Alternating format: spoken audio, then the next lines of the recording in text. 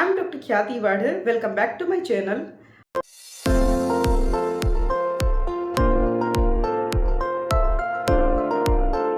હવે આપણે આ જે પ્રોસેસ ઓફ કમ્યુનિકેશન છે એની થિયરી જોવાના છે.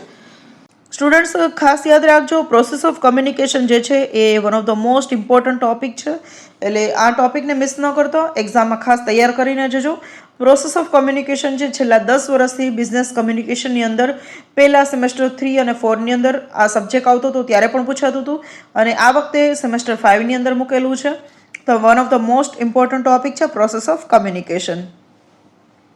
તો હવે અહીંયા સેન્ડર, મેસેજ, ડીકોડિંગ, એન્કોડિંગ અને રિસીવર અને ફીડબેકથી લઈને દરેક ટોપિક્સ આપણે જોવાના છે. તો સૌથી પહેલું છે સેન્ડર. તો સેન્ડરને આપણે કમ્યુનિકેટર પણ કહી શકીએ છીએ. કમ્યુનિકેટર એટલે વાતચીત શરૂ કરનાર વ્યક્તિ. તમે કોઈ વ્યક્તિ સાથે વિડીયો કોલ તમે કોઈને લગાવો છો, રિંગ કરો છો, તો તમે સેન્ડર ગણાવો છો, કમ્યુનિકેટર ગણાવો છો, મીન્સ કે વાતચીત તમે શરૂ કરી છે. જે વ્યક્તિ સાંભળે છે એ રિસીવર ગણાય છે, અથવા તો એ લિસનર ગણાય છે, અથવા તો તમારા જો મેસેજીસ વાંચે છે તો રીડર ગણાય છે. તો આ રીતે જે વ્યક્તિ ઇન્ફોર્મેશન મોકલે છે એ સેન્ડર ગણાય છે. તો સેન્ડર કોણ છે તો એ પહેલાં જોઈ લઈએ. તો sender is the person or the source who begins the communication process. જે વ્યક્તિ વાતચીત શરૂ કરે છે તો એને આપણે સેન્ડર કહીએ છીએ અથવા તો કમ્યુનિકેટર કહીએ છીએ. તમારે એક્ઝામમાં પિક્ચર તો દોરવાનું જ છે, પણ સાથે તમારે આ થિયરી પણ લખવાની રહેશે, કેમ કે લોંગ ક્વેશ્ચનમાં આ પ્રોસેસ ઓફ કમ્યુનિકેશન પૂછાય છે. નેક્સ્ટ આવે છે they have an idea, thought or piece of information to share. હવે જ્યારે કોઈ વ્યક્તિ તમારી સાથે વાતચીત કરવાની શરૂ કરે છે તો એની પાસે કોઈ વિચાર હશે, કોઈ લાગણી હશે, કોઈ માહિતી હશે તમારી સાથે શેર કરવા માટે. For example, a teacher is a sender who wants to explain a lesson to the students. જ્યારે કોઈ ટીચર છે એમના સ્ટુડન્ટ્સને લેસન શીખવવા માગે છે, તો લેસન છે એક ઇન્ફોર્મેશન છે, ટીચર છે એ સેન્ડર છે અને સ્ટુડન્ટ્સ એ રિસીવર છે. નેક્સ્ટ જોઈએ છે message. Message is the most important medium of communication. જો બે વ્યક્તિ વચ્ચે કોઈ મેસેજ જ ન હોય તો બંને વચ્ચે વાતચીત પોસિબલ જ નથી. એટલે મોસ્ટ ઇમ્પોર્ટન્ટ પાર્ટ છે મેસેજ. જ્યારે કોઈ માહિતી હોય તો જ આપણે શેર કરવા માટે વાતચીત કરીએ છીએ. જો કોઈ માહિતી હોતી જ નથી તો આપણે વાતચીત કરતા જ નથી. તો મેસેજ છે એ મોસ્ટ ઇમ્પોર્ટન્ટ મીડિયમ છે. હવે મેસેજ શું છે? So message is the actual idea, information or feeling that needs to be communicated. Message શું છે? તો જ્યારે કોઈ સેન્ડર, કોઈ વ્યક્તિ પોતાનો વિચાર રજૂ કરવા માગે છે, કોઈ માહિતી આપવા માગે છે, કોઈ લાગણી રજૂ કરવા માગે છે, ફિલિંગ શેર કરવા માગે છે, તો તેને આપણે મેસેજ કહીએ છીએ. It can be in the form of words, images, symbols or gestures. હવે આ જે કમ્યુનિકેશનનો મેસેજ જે છે એ વર્ડ્સમાં પણ હોઈ શકે છે, પેરેગ્રાફમાં પણ હોઈ શકે છે, ઇમેજીસ એટલે ફોટોગ્રાફ્સમાં પણ હોઈ શકે છે, સિમ્બોલ્સ એટલે કે સોશિયલ મીડિયા પર આપણે ઇમોજીસ શેર કરીએ છીએ, જીફ શેર કરીએ છીએ, અથવા તો વિડીયો શેર કરીએ છીએ, પોસ્ટ શેર કરીએ છીએ, તો કોઈ પણ માધ્યમથી આપણે કમ્યુનિકેશન કરીએ છીએ. Another is gestures. જેસ્ચર્સ તો મિનિંગ થાય છે કે આપણા હાવભાવ, જે ઇમોજીસ આપણે યુઝ કરીએ છીએ વોટ્સઅપ પર, ફેસબુક પર, ઇન્સ્ટાગ્રામ પર, તો આ જે ઇમોજીસ છે એ જેસ્ચર્સ છે. એટલે કે આપણે આપણા જે ચહેરાના હાવભાવ છે એ જ્યારે મેસેજીસ કરીએ છીએ ત્યારે બતાવી નથી શકતા, તો આપણે ઇમોજીસ શેર કરીએ છીએ. તો આ રીતે વર્ડ્સ, ઇમોજીસ, સિમ્બોલ્સ કે જેસ્ચર્સથી આપણે આપણો મેસેજ છે સામેવાળી વ્યક્તિને શેર કરીએ છીએ.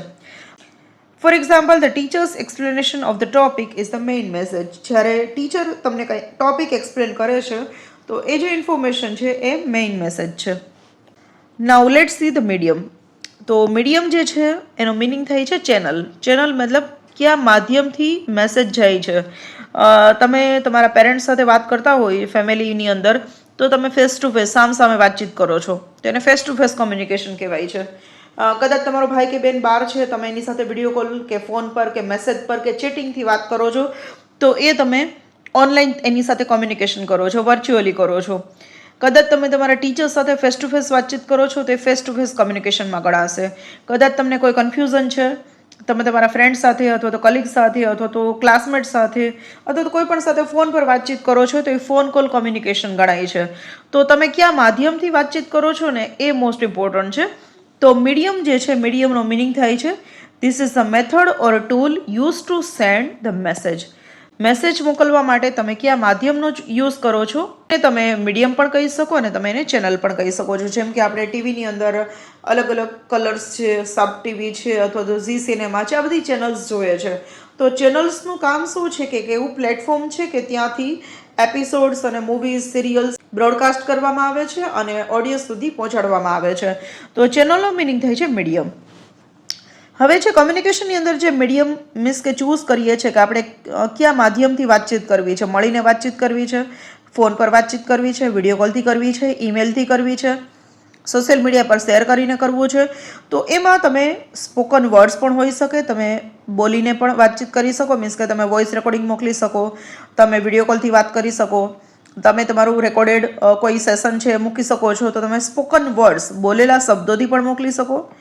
બીજું છે રિટર્ન ટેક્સ્ટ, તમે કોઈ મેસેજ ટાઈપ કરી અને રિટર્ન ટેક્સ્ટ પણ મોકલી શકો છો. બીજું છે ફોન કોલ્સ, તમે કોઈ વ્યક્તિને તમારી માહિતી ફોન કરીને પણ તમે આપી શકો છો. નેક્સ્ટ છે ઈમેલ, તમે ઈમેલથી પણ માહિતી શેર કરી શકો છો. અને લાસ્ટ આવે છે ફેસ ટુ ફેસ કોન્વર્સેશન, જ્યારે કોઈ વ્યક્તિ સામે જ તમારી સામે હાજર છે અને તમે એને જ્યારે ડાયરેક્ટલી વાત કરવી છે તો તમે ફેસ ટુ ફેસ સામે ઊભીને પણ વાતચીત કરી શકો છો. તો આમાંથી આપણે કોઈ પણ મીડિયમ છે એ અપનાવીએ છીએ. તમે સોશિયલ મીડિયા થ્રુ પણ કમ્યુનિકેશન કરો છો, જેમ કે ફોટોઝ શેર કરો છો, રીલ્સ શેર કરો છો, વિડીયોઝ શેર કરો છો. તો આ રીતે આપણે આપણું જે જર્ની છે શેર કરતા હોય છે આપણા ફોલોવર્સ સાથે. તો એ એક સોશિયલ મીડિયાની એક જર્ની હોય છે અને સોશિયલ મીડિયાના ચેનલ થ્રુ આપણે આપણી જે જર્ની બતાવીએ છીએ. તો એમાં રીલ્સ, ફોટોગ્રાફ્સ કે ઇમોજીસ કે તમે શેર કરો છો તો એ પણ એક ચેનલ છે, મીડિયમ છે. The effectiveness of communication depends on choosing the right medium. હવે સૌથી શ્રેષ્ઠ કોમ્યુનિકેશન કોને કહેવાય છે? તો જ્યારે વ્યક્તિને ખબર હોય કે મારો આ મેસેજ છે એ મારે ફેસ ટુ ફેસ કેવો છે, વિડીયો કોલમાં કેવો છે, ફોન પર કેવો છે, નોર્મલ મેસેજમાં કરવું છે, ટેક્સ્ટ મેસેજ કરવું છે કે પછી વોઇસ રેકોર્ડિંગ મોકલવું છે. તો જે મીડિયમ આપણે ચૂઝ કરીએ છીએ એના પર એ કમ્યુનિકેશનનો આધાર રહે છે.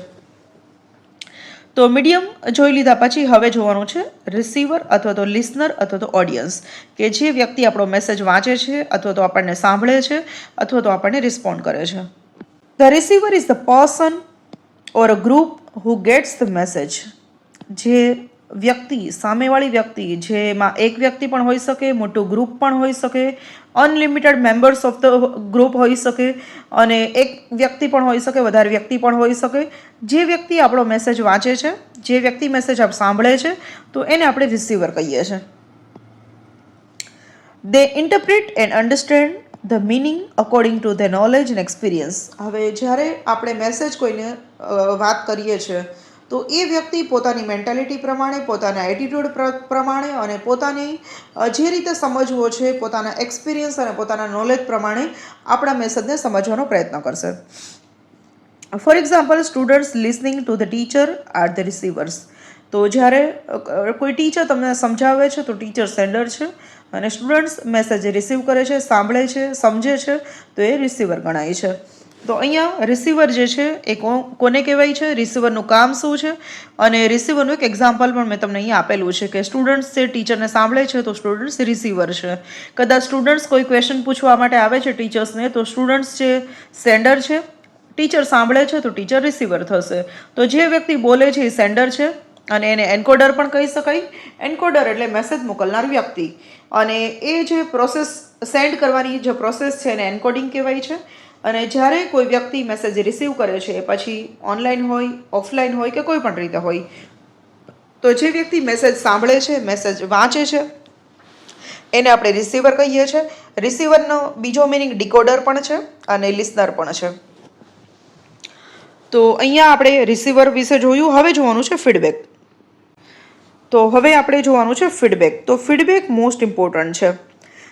ફોર એક્ઝામ્પલ, તમારે કોઈ વ્યક્તિ સાથે કોઈ વાત શેર કરવી છે. હવે તમે એને વાત શેર કરો છો, એ પછી વિડીયો કોલથી હોય કે મેસેજથી હોય કે ફોનથી હોય. હવે એ વ્યક્તિ તમારી વાત સાંભળે છે પણ કોઈ જવાબ જ નથી દેતી, કોઈ રિએક્શન જ નથી. તો શું તમે બીજી વાર એને વાત કરવાના છો? નહીં કરો. કેમ કે આપણે ઓલવેઝ કમ્યુનિકેશન ફીડબેક મેળવવા માટે કરીએ છીએ. તમે સોશિયલ મીડિયા પર પોસ્ટ કરો છો તો ત્યારે પછી તમે થોડા ટાઈમ પછી કેટલી લાઇક્સ આવી, કેટલી કમેન્ટ્સ આવી, કેટલા લોકોએ મારો પોસ્ટ શેર કરી, આ બધું જોવું છો. તો આ બધું શું છે? ફીડબેક.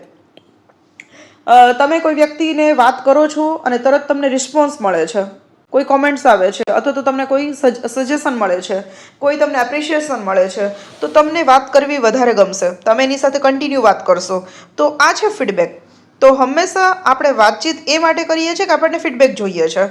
આપણને જો ફીડબેક જ ન જોઈતો હોય, આપણે કોઈનું ઓપિનિયન જ ન જોઈતું હોય, તો આપણે વાત જ શેર ન કરીએ.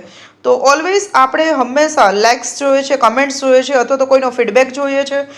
કોઈ વ્યક્તિને જ્યારે આપણે પ્રોબ્લેમ શેર કરીએ છીએ તો આપણે સોલ્યુશન જોઈએ છે. જ્યારે કોઈ વ્યક્તિને આપણે ફિલિંગ શેર કરીએ છીએ તો એ શું ફીલ કરે છે એ પણ આપણે સમજવું છે.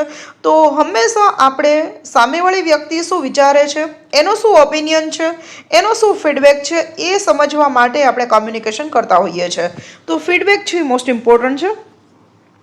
ફીડબેકનો મિનિંગ શું થાય છે કે રિસ્પોન્સ. હું ઓલવેઝ તમને લોકોને કહું છું કે જો તમને મારો વિડીયો ગમે તો તમે વિડીયોને લાઇક કરી શકો છો. તમને કોઈ ડાઉટ્સ હોય, કોઈ ક્વેશ્ચન્સ હોય, તમને વિડીયો કેવો લાગ્યો છે, તો એના પર તમારે મને કંઈ કહેવું હોય તો તમે મને કમેન્ટ કરી શકો છો. તો તમારા લાઇક્સ અને કમેન્ટ્સ પરથી મને ખબર પડે છે કે સ્ટુડન્ટ્સ તમારા વિડીયોઝ કેવા લાગે છે, અથવા તો કોઈ ડાઉટ્સ હોય તો હું એના સોલ્વ કરી શકું. તો આ રીતે હંમેશા આપણે વાતચીત કરીએ છીએ તો સામેવાળા વ્યક્તિ પરને પણ આપણે સાંભળવાની હંમેશા ઈચ્છા હોય છે કે એ શું કહે છે આના વિશે. તો હંમેશા ફીડબેક ઇમ્પોર્ટન્ટ છે. જો ફીડબેક જ નહીં આવે તો કમ્યુનિકેશન થશે જ નહીં.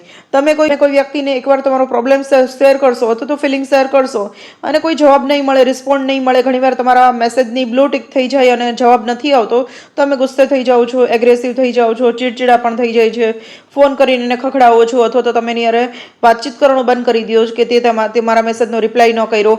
તો હંમેશા આપણે કોઈને મેસેજ કરીએ છીએ તો we need feedback, V always need response.